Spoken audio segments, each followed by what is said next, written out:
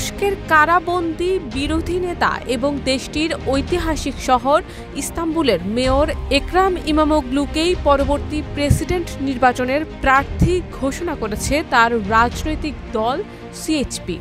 সোমবার দলের একজন মুখপাত্র এএফপিকে এই তথ্য নিশ্চিত করেছেন।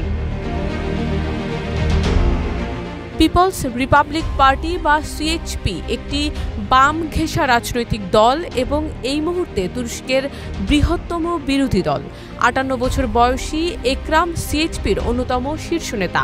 গত ১৯ মার্চ এক বিশেষ অভিযানে আটকের পর রোববার তাকে গ্রেফতার দেখিয়ে আদালতে তোলা হয়।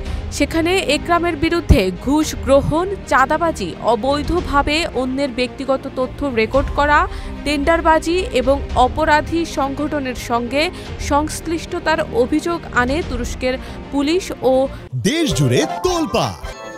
ওয়ালটন ফ্রিজ কিনে আপনিও হয়ে যেতে পারেন মিলেনিয়ার। রাষ্ট্রপক্ষের আইনজীবীরা আদালত এসব অভিযোগ আমলে নিয়ে তাকে কারাগারে পাঠানোর নির্দেশ দেন। বর্তমানে তাকে ইস্তাম্বুলের সিলিব্রি এলাকার একটি কারাগারে রাখা হয়েছে। ইমামোগ্লু অবশ্য তার বিরুদ্ধে আনা সব অভিযোগ অস্বীকার করেছেন। ১৯ মার্চ আটকের পর রিমান্ডে নেওয়ার আগে তিনি বলেছিলেন, কখনো মাথা নত করব না। রাজনীতিবিদ হিসেবে একরাম ইমামোগ্লু তুরস্কে বেশ জনপ্রিয়।